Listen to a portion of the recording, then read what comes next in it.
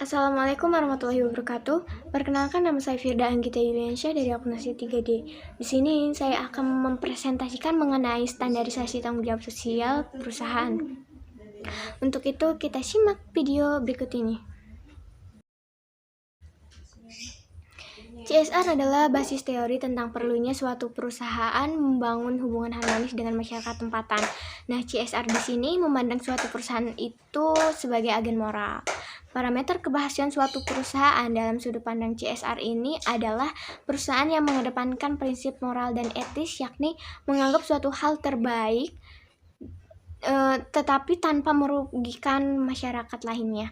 Salah satu jenis prinsip yang sering digunakan yaitu prinsip Golden Rules, di mana prinsip ini di dalamnya mengajarkan agar seseorang atau suatu pihak memperlakukan orang lain seperti apa yang mereka ingin diperlakukan.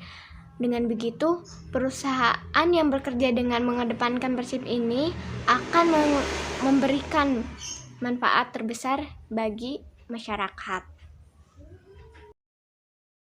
Pemahaman tentang CSR.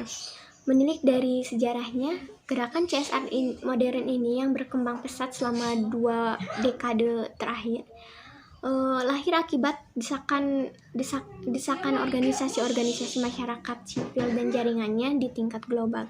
Nah, keprihatinan utama yang disuarakan adalah perilaku korporasi, di mana perilaku ini demi memaksimalisasi laba, mereka lazim mempraktekkan cara-cara yang tidak fair dan tidak etis, dan dalam banyak kasus bahkan dapat dikategorikan sebagai kejahatan korporasi.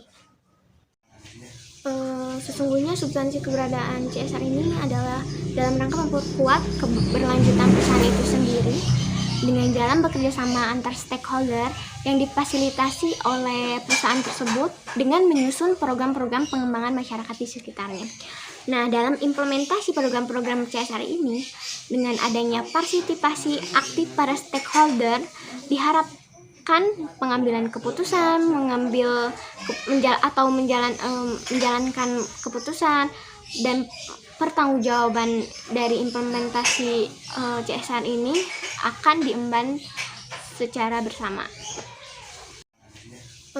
Sesungguhnya substansi keberadaan CSR ini adalah dalam rangka memperkuat keberlanjutan perusahaan itu sendiri dengan jalan bekerja sama antar stakeholder yang difasilitasi oleh perusahaan tersebut dengan menyusun program-program pengembangan masyarakat di sekitarnya. Nah, dalam implementasi program-program CSR ini, dengan adanya partisipasi aktif para stakeholder, diharapkan pengambilan keputusan, menjalankan keputusan, dan pertanggungjawaban dari implementasi CSR ini akan diemban secara bersama. Praktek CSR. Penerapan CSR di perusahaan akan menciptakan iklim saling percaya di dalamnya yang akan menaikkan motivasi dan komitmen karyawan. Pihak konsumen, investor, pemasok, dan stakeholder lainnya juga telah terbukti lebih mendukung perusahaan yang dinilai bertanggung jawab sosial, sehingga dapat meningkatkan peluang pasar dan keunggulan kompetitifnya. Dengan kelebihan itu, perusahaan yang menerapkan CSR ini akan menunjukkan kinerja yang lebih baik serta keuntungan dan pertumbuhan yang meningkat. Praktik CSR di mancanegara. Di tingkat internasional, ada banyak prinsip yang mendukung praktik CSR ini di berbagai sektor. Misalnya Equator Principle yang banyak diadopsi oleh lembaga keuangan internasional. Kesadaran tentang pentingnya mengimplementasikan CSR ini menjadi tren global seiring dengan semakin banyak atau maraknya kepedulian masyarakat terhadap produk-produk yang ramah lingkungan dan dengan memperhatikan kaidah-kaidah sosial dan prinsip-prinsip hak asasi manusia. Praktek CSR di Indonesia. Salah satu bentuk dari tanggung jawab sosial perusahaan yang sering diterapkan di Indonesia adalah community development. Perusahaan yang mengedepankan konsep ini akan lebih menekankan pembangunan sosial dan pembangunan kapasitas masyarakat sehingga akan menggali potensi masyarakat lokal yang menjadi modal sosial perusahaan untuk maju dan berkembang. Program yang dilakukan oleh suatu perusahaan dalam kaitannya dengan tanggung jawab sosial di Indonesia dapat digolongkan dalam 3 bentuk, yaitu yang pertama public relation, yaitu usaha untuk menanamkan persepsi positif kepada komunitas tentang kegiatan yang dilakukan oleh perusahaan.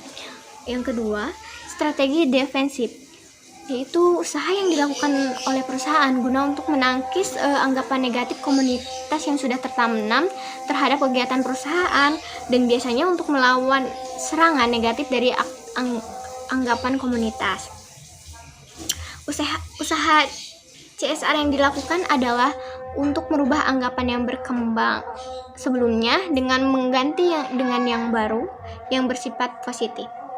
Yang ketiga, kegiatan yang berasal dari visi perusahaan, yaitu melakukan program untuk kebutuhan komunitas sekitar perusahaan atau kegiatan perusahaan yang berbeda dari hasil perusahaan itu sendiri. Program pengembangan masyarakat di Indonesia dapat dibagi dalam 3 kategori, yaitu yang pertama community relation, yaitu kegiatan-kegiatan yang menyangkut pengembangan kesepahaman melalui komunikasi dan informasi kepada para pihak yang terkait. Dalam kategori ini, program lebih cenderung mengarah kepada bentuk-bentuk kedermawanan perusahaan. Yang kedua, community service. Dalam kategori ini, intinya itu adalah memberikan kebutuhan yang ada di masyarakat dan pemecahan masalah yang dilakukan oleh masyarakat, sedangkan perusahaan hanyalah sebagai fasilitator dari pemecahan masalah tersebut. Yang ketiga, community empowering. Inti dalam kategori ini adalah sasaran utamanya adalah kemandirian komunitas. Pelaksanaan CSR di Indonesia sangat bergantung pada pimpinan puncak korporasi. Artinya, kebijakan CSR tidak selalu dijamin selaras dengan visi dan misi korporasi. Jika pimpinan perusahaan memiliki kesadaran moral yang tinggi, besar kemungkinan korporasi tersebut menerapkan kebijakan CSR yang benar. Begitupun sebaliknya. Pada saat ini di Indonesia, praktis CSR belum menjadi perilaku yang umum. Namun dalam abad informasi dan teknologi, serta adanya desakan globalisasi, maka tuntutan terhadap perusahaan untuk menjalankan CSR semakin besar. Kebutuhan akan standarisasi CSR. Secara singkat, CSR dapat diartikan sebagai tanggung jawab sosial perusahaan yang bersifat sukarela. CSR adalah konsep yang mendorong organisasi untuk memiliki tanggung jawab sosial secara seimbang kepada pelanggan, karyawan, masyarakat, lingkungan, dan seluruh stakeholder. Sedangkan program charity dan community development merupakan bagian dari pelaksanaan CSR. Dalam praktiknya, memang charity dan community development dikenal lebih dahulu terkait interaksi perusahaan dengan lingkungan sekitarnya, serta kebutuhan perusahaan untuk lebih dapat diterima masyarakat. Standarisasi pelaksanaan CSR di Indonesia. CSR secara umum merupakan kontribusi dari dunia usaha terhadap pembangunan keberlanjutan dengan mempertimbangkan dampak ekonomi, sosial, dan lingkungan dari kegiatannya.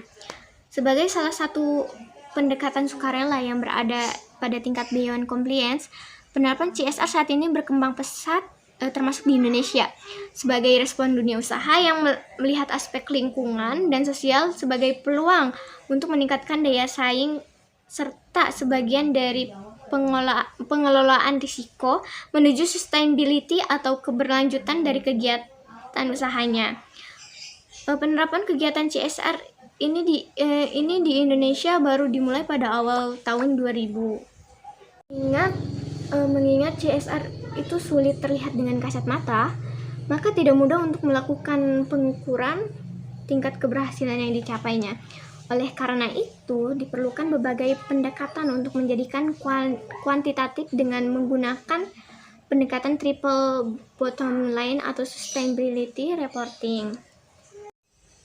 Terdapat dua hal yang mendorong perusahaan untuk menerapkan CSR, yaitu bersifat dari luar perusahaan atau external driver, dan dari dalam perusahaan atau internal driver. Termasuk kategori pendorong dari luar, misalnya adanya regulasi, hukum, dan diwajibkannya analisis mengenai dampak lingkungan atau AMDAL. Pada dasarnya, kegiatan CSR sangat beragam bergantung pada proses interaksi sosial, bersifat sukarela didasarkan pada dorongan moral dan etika, dan biasanya melebihi dari hanya sekedar kewajiban memenuhi peraturan perundang-undangan. Oleh karena itu, dalam prakteknya, penerapan CSR selalu disesuaikan dengan kemampuan masing-masing perusahaan dan kebutuhan masyarakat. Idealnya terlebih dahulu dirumuskan bersama 3 pilar, yakni dunia usaha, pemerintah, dan masyarakat setempat, dan kemudian dilaksanakan sendiri oleh masing-masing perusahaan. Dengan demikian, adalah tidak mungkin untuk mengukur pelaksanaan CSR. Mungkin hanya itu yang dapat saya sampaikan, kurang lebihnya mohon maaf. Ditutup wabillahi taufiq wal hidayah. Wassalamualaikum warahmatullahi wabarakatuh.